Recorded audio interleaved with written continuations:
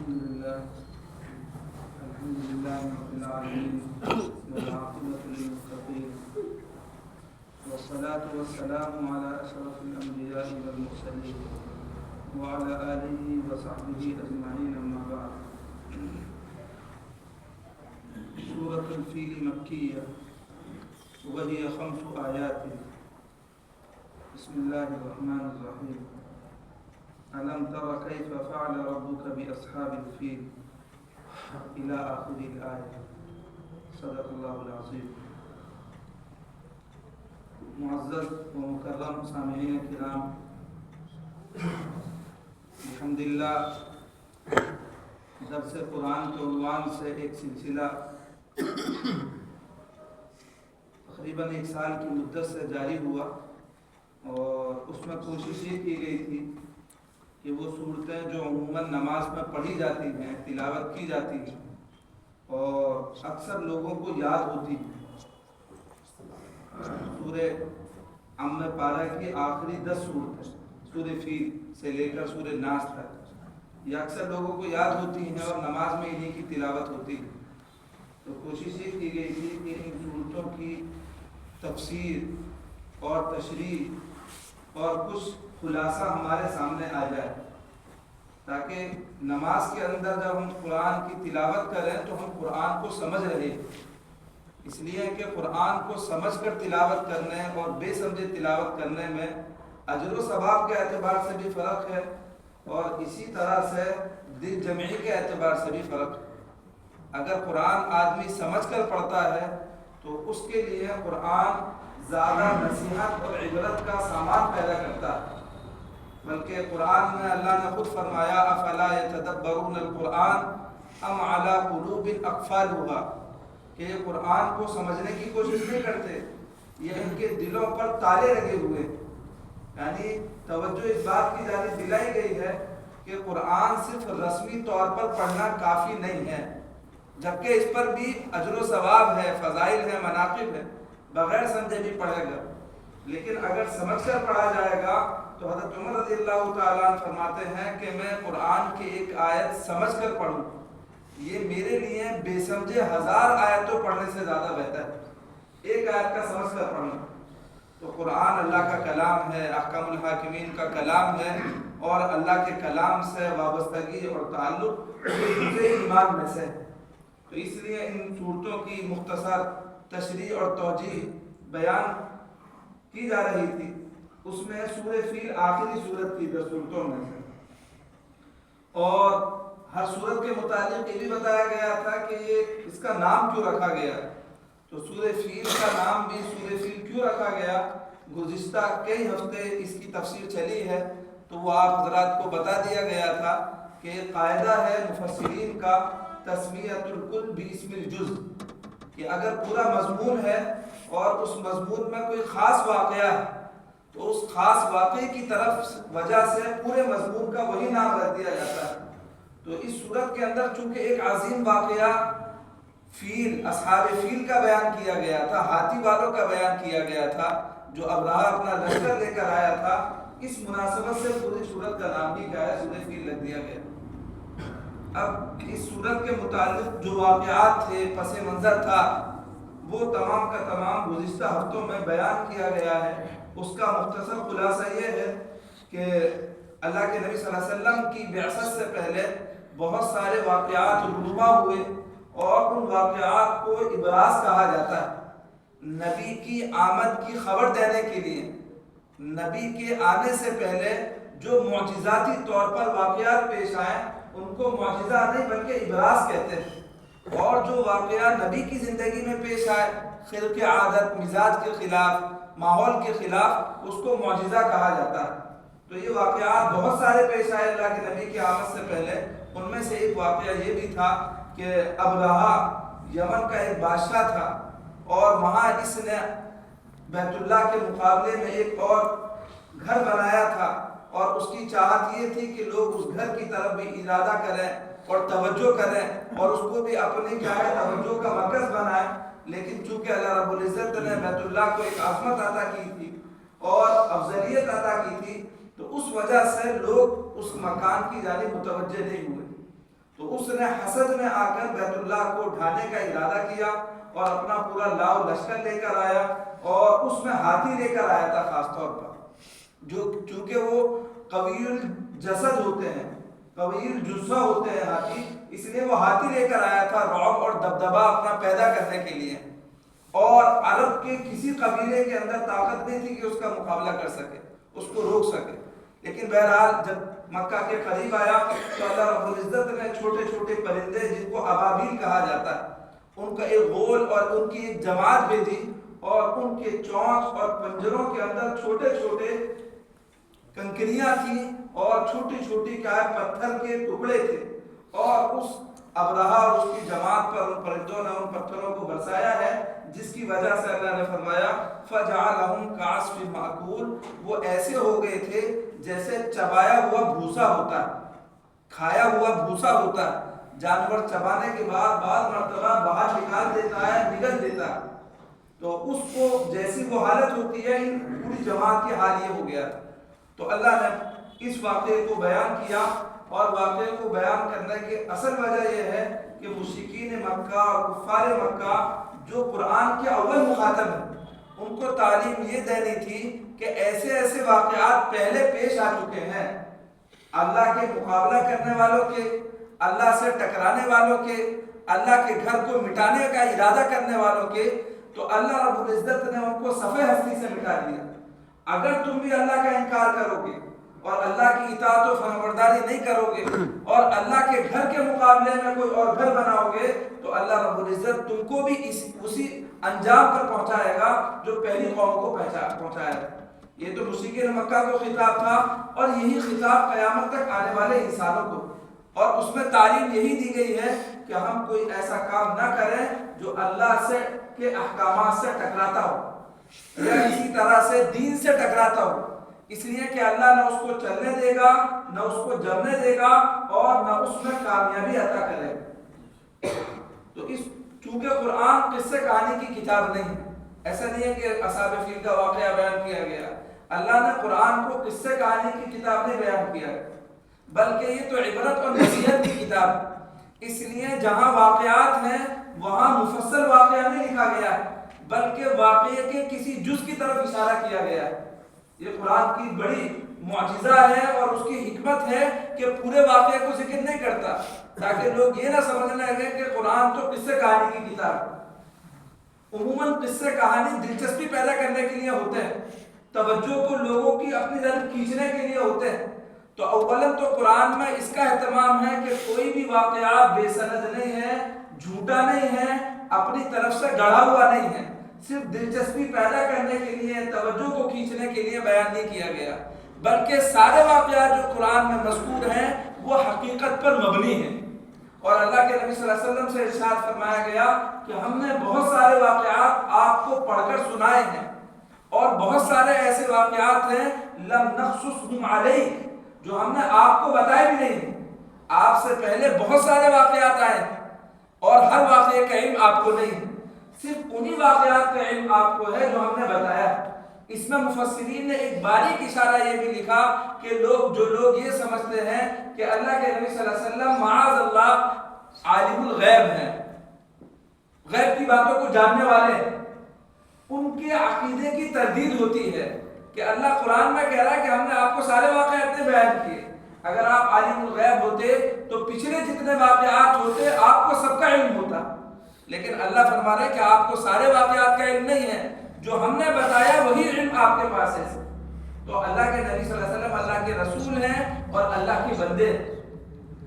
دوسری چیز یہ ہے کہ واقعہ قرآن میں بیان کیا جاتا ہے، اس میں عبرت اور نصیحت ہوتی ہے۔ تو اب اس سورہ فیل کے اندر جو واقعہ بیان کیا گیا، مفسرین نے اس سے کچھ نکات نکالے ہیں جو آج آپ حضرات کے سامنے پیش کرنے ہیں کہ اس پوری سورت کا لب لباب، نچوڑ اور ہمیں کیا سبق اور درس ملتا ہے اس سورت کو پڑھنے سے۔ وہ ہمیں درس اور سبق یہ ملتا ہے کہ پہلی چیز حسد اور جلن، حسد اور جلن یہ بیماری ایسی ہے کہ جو انسان کو ہلاک اور برباد کر دیتی ہے۔ ابرہہ نے بیت اللہ سے حسد کیا تھا، اور اس کے مقابلے پہ دوسرا بیت اللہ بنایا تھا، اور اللہ رب رب العزت نے اس حسد کی آگ میں اس کو جلایا اور اس کو صفحہ ہستی سے مٹا دیا اور قیامت تک آنے والے انسانوں کے لیے عبرت اور نصیحت بنا دیا۔ تو حسد اور جلن یہ بیماری ہے، یہ باطنی روگ ہیں، دل میں پیدا ہونے والے روگ ہیں۔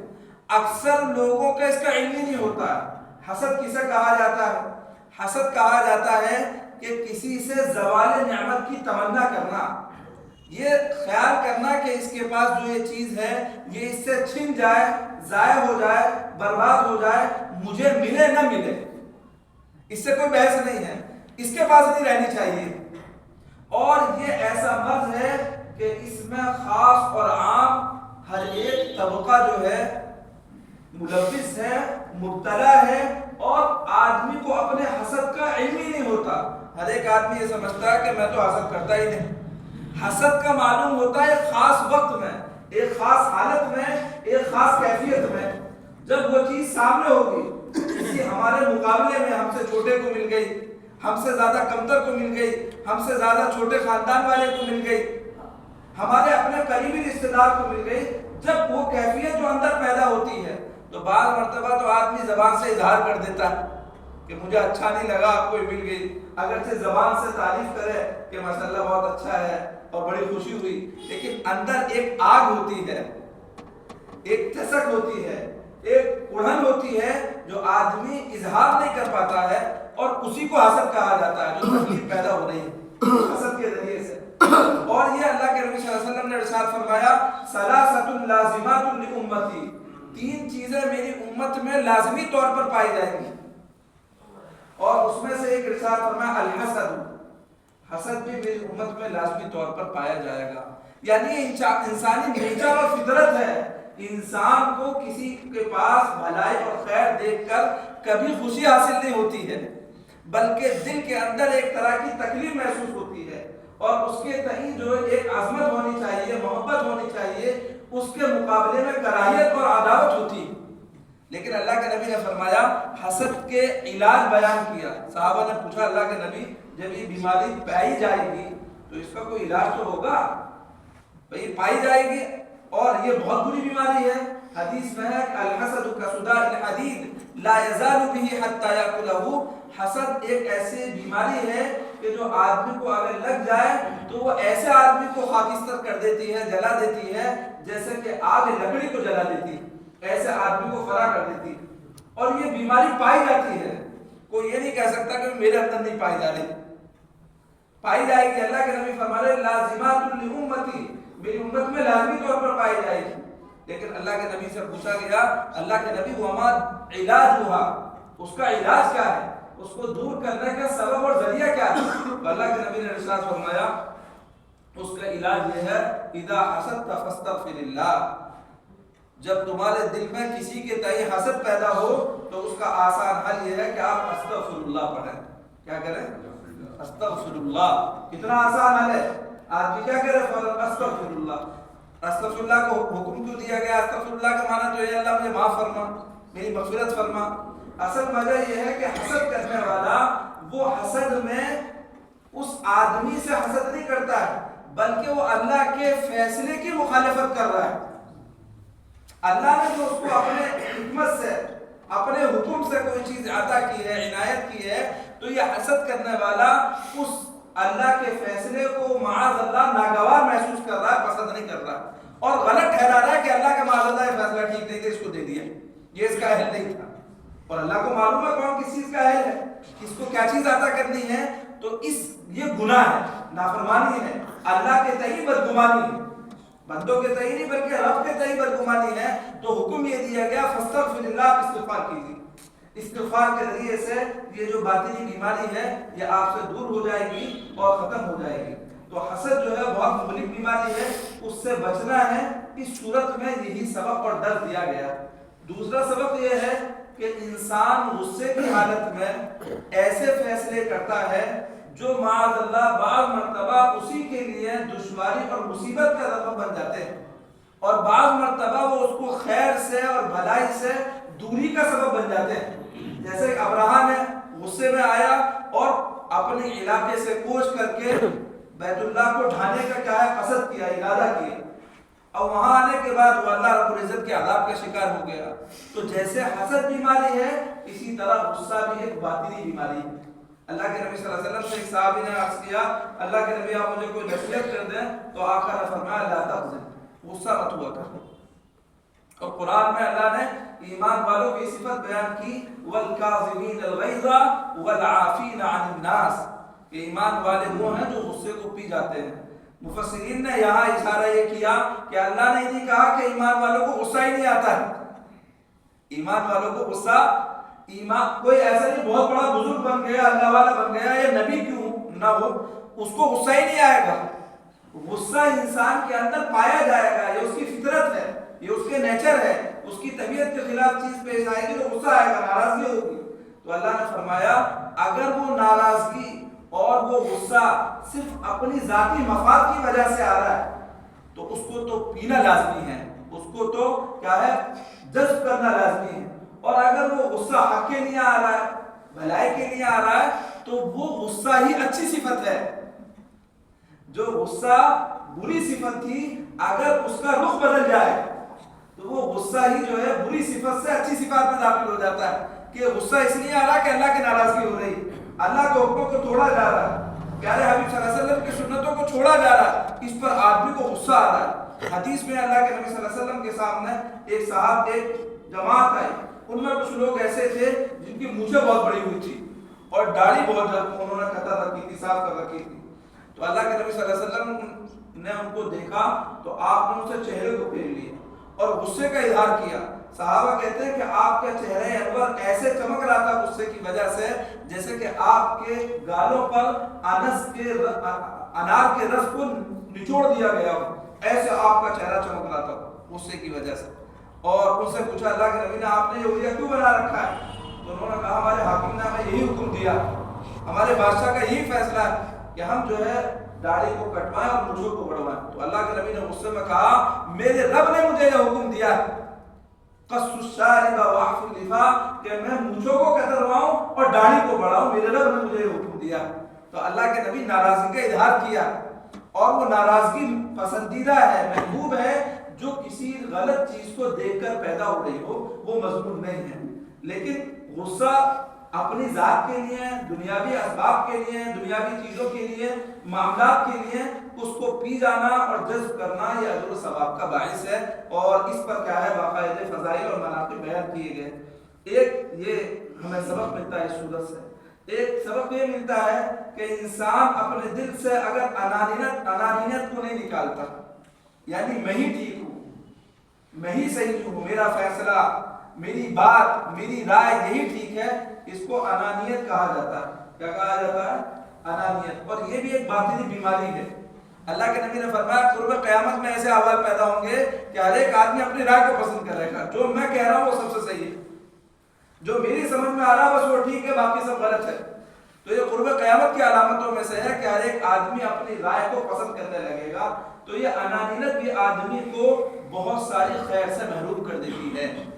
اس لیے کہ جو بیت اللہ کو ڈھانے کے لیے ابراہ آیا ہے تو وہاں حضرت عبد المطلب نے ان کو جا کر سمجھایا کہ بھئی اللہ کا گھر ہے اس کو مت ڈھاؤ, لیکن اس کی سمجھ میں نہیں آیا, وہ انانیت کے اندر مبتلا ہو گیا اور یہ سمجھنے لگا کہ جو میں فیصلہ کر رہا ہوں ٹھیک کر رہا ہوں, اور اس کی وجہ سے وہ اللہ کے عذاب کا شکار ہو گیا. یہ بھی مرض بہت زیادہ پایا جاتا ہے ہمارے معاشرے کے اندر.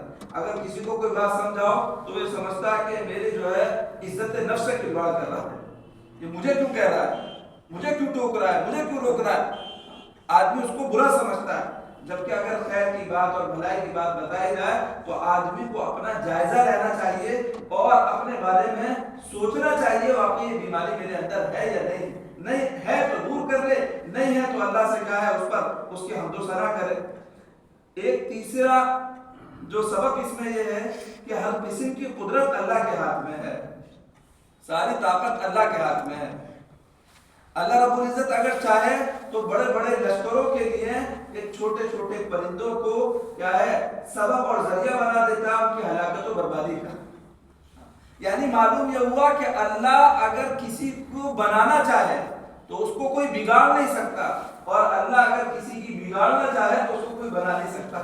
ظاہری اسباب یہ کوئی معنی نہیں رکھتے ہیں اللہ کی قدرت کاملہ کے سامنے۔ اگر اللہ کا فیصلہ ہو جائے گا تو وہ کام ہو کر رہے گا، اگرچہ اسباب کی قلت ہو، اسباب کم ہو، نقش نظر نہ آ رہے ہوں، آدمی کو یقین نہ آ رہا ہو کہ اس راستے سے بھی میں کامیاب ہو جاؤں گا، اللہ اس کے لیے وہ راستے بنا دے گا اور ان راستوں سے اس کو کامیاب کر دے گا۔ تو اصل فیصلہ اللہ کا نافذ ہوتا ہے۔ یہ عقیدہ ہمارا مضبوط ہونا چاہیے، اور یہ عقیدہ اتنا پیارا عقیدہ ہے کہ اگر یہ مضبوط ہو گیا تو آدمی جو اس وقت کے زمانے میں ڈپریشن کے مریض ہیں اس بیماری سے بالکل طور پر کیا ہے فارغ ہو جائے گا، اور اس کو بیماری لاحق نہیں ہوگی۔ وہ یہ سمجھ لے معاملہ کس کی طرف سے ہے؟ اللہ کی طرف سے ہے، اور اس کا فیصلہ بالکل بجا ہے، درست ہے۔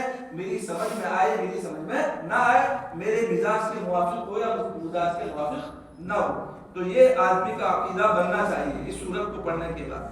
پانچویں چیز یہ ہے کہ اللہ رب العزت جو بندے اس کی اطاعت و فرمانبرداری کرتے ہیں اللہ ان کی غیب سے مدد کرتا ہے۔ یہ اللہ کا وعدہ ہے، یہ اللہ کا قانون ہے۔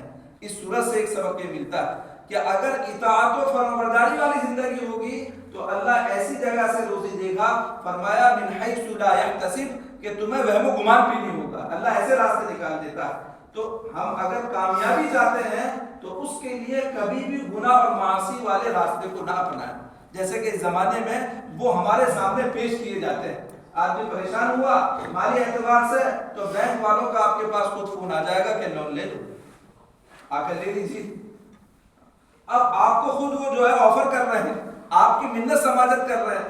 اب کئی ہفتوں سے ہمارے پاس فون آ رہا ہے کہ آپ کا جو ہے وہ کارڈ کے آپ بنوا سکتے ہیں اور آپ آ جائیے، یا آپ کچھ بتائیں تو ہم آ جائیں آپ کے گھر پر، مجھے ضرورت ہی نہیں ہے کوئی کارڈ کی، میں جو چل رہا ہے اس سے بس کافی ہے۔ تو باقاعدہ وہ شر کے راستے آپ کے سامنے پیش کریں گے اور یہ سمجھائیں گے کہ ان راستوں سے آپ جو ہے اپنی پریشانی سے نکل جائیں گے، جبکہ وہ راستے اور پریشانی میں مبتلا کرنے والے ہیں، وہ جانے والے ہیں۔ جو لوگ اس سے واقف ہیں، جانتے ہیں یا شکار ہو چکے ہیں، ان کو صحیح اس کا علم ہوتا ہے۔ پورے گھرانے برباد ہو گئے ہیں سود اور لون اور بیاج کی وجہ سے، جو اس وقت کا معاشرہ ہمارا یہاں تک حال ہے۔ ہمارے علی گڑھ میں، باہر کی بات نہیں کر رہا، ابھی سنیچر میں ایک صاحب ملے کہ ہماری گھروں کے اندر شادی کے بعد والدین کی موجودگی میں نان مسلم گھروں میں آ رہا ہے۔ بہت دور کی بات نہیں کر رہا ہوں، آپ سے لائن پار علاقے کی بات کر رہا ہوں۔ لائن پار، جماعت پور سے لائن پار والا جو علاقہ ہے وہاں نان مسلم نے بیاج پر اور سود پر پیسہ دے دیا مسلمان غریب لوگوں کو، اور وہ ادا نہیں کر پا رہے تو ہماری بہن بیٹیوں کی عزت سے کھلواڑ کر رہا ہے اور ہمارے گھر میں آ کر رہا ہے، اور باپ کی مجال نہیں ہے کہ اف کر دے۔ ایک صاحب ابھی آئے تھے کہ ہم ایک پروگرام کر رہے ہیں وہاں علاقے میں، آپ ذرا تشریف لے آئیے گا، یہ حالات ہیں۔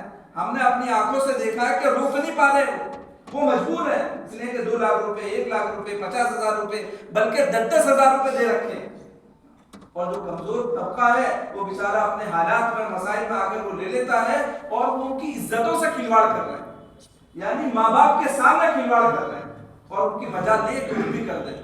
اس لیے فرمایا کہ یہ جو غلط راستے ہیں، شر والے راستے ہیں، ان کو کبھی نہیں اپنانا چاہیے۔ اپنے حالات کی درستگی کے لیے اطاعت و فرمانبرداری والے راستے سے ہی اللہ رب العزت ہماری کیا ہے حالات کو درست کرے گا۔ بس آخری چیز اس سورت سے جو معلوم ہوئی ہے کہ اللہ دین کی حفاظت کا کام کسی سے بھی لے لیتا ہے۔ آدمی کو کبھی ظاہر نہیں ہونا چاہیے کہ میرے اندر بڑی قابلیت، بڑی صلاحیت اور بڑا کمال ہے۔